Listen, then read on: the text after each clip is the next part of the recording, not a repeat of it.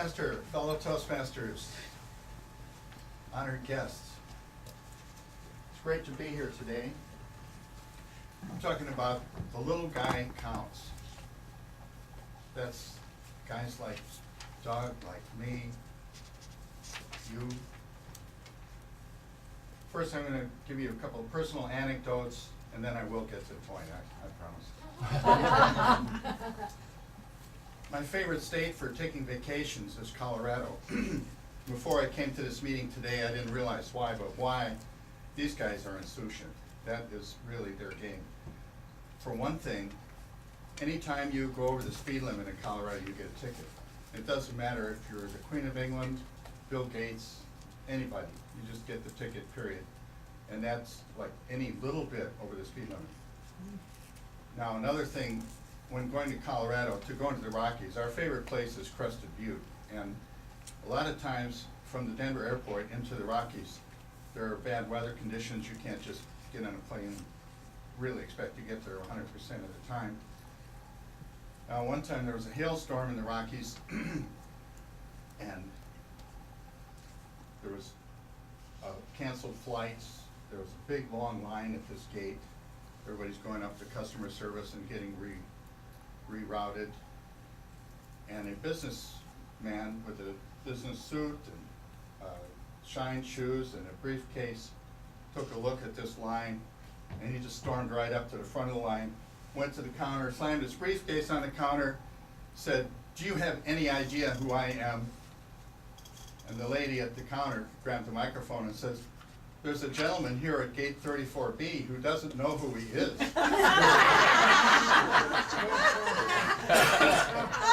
If anybody can help with this identity crisis, please come forward. Now that is insouciant.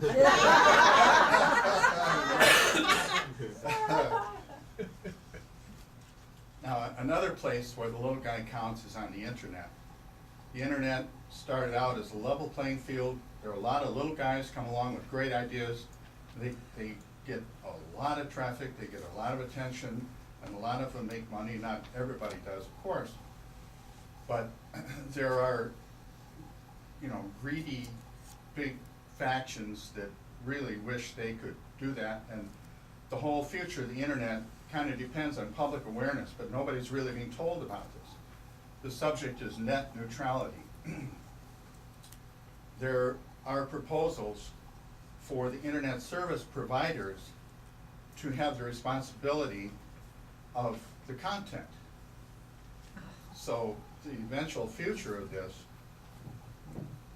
is it's going to be like TV stations, the ones with the big bucks get the traffic fast. I can't see the timer, by the way. Did the timer show a card? You're at 3 minutes, no cards yet. Okay. And it's a matter of public awareness whether these big factions are going to get laws passed to change it, so the internet service providers have this power. Like AT&T out here would be Time Warner Cable. And if they do, I'm going to read you something here. My site, I'm on the internet. I have a site that has to do with health through food, basically. Now, that sounds pretty innocuous, but there are attackers to this sort of thing. And it could easily be bumped by somebody with a lot of bucks, even the Sykes. Now, I'm going to read you an article. It sounds like a spoof, but it's a real article. Healthy food obsession sparks rise in new eating disorder. Oh my God. Fixation with healthy eating can be signs of serious psychological disorder. Orthorexia nervosa sufferers like to focus on righteous eating and have rigid rules about avoiding certain foods. Oh my God. Eating disorder charities are reporting a rise in the number of people suffering from a serious psychological condition characterized by an obsession with healthy eating.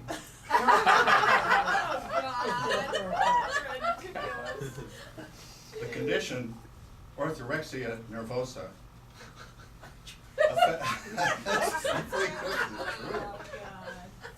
Affects equal numbers of men and women, but sufferers tend to be aged over 30, middle class, and well educated.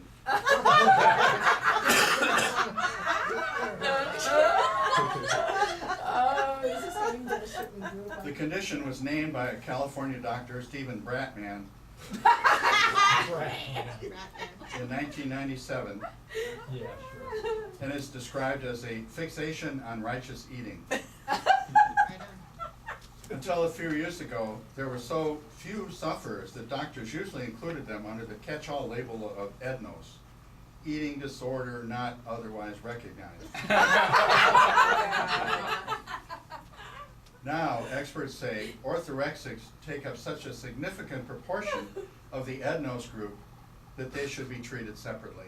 Oh. End of quote. So what are we supposed to do? Eat junk food, get sick, and then take the pills that you're supposed to take when you watch the television. So we are now about to get to the point. We need to be aware that internet equality must be defended, that it's a matter, as L. Ron Hubbard's definition of the price of freedom, constant alertness, constant willingness to fight back. We must be ready to keep the internet free. Now, there is a site called SaveTheInternet.com. So each of you should go to that one, check it yourself. I'm going to quote something from them. Net neutrality means no discrimination.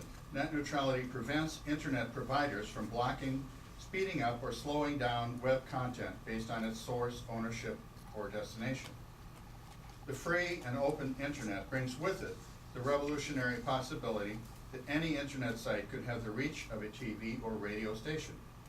The loss of net neutrality would end this unparalleled opportunity for freedom of expression. So right now there's no bill in front of Congress. This is the 111th session of Congress. When one is proposed, it'll be kept pretty quiet, so we're going to have to really pay attention. But what I'm asking you guys to do basically is check SaveTheInternet.com once in a while, and we'll see when the time comes up to talk to your congressperson.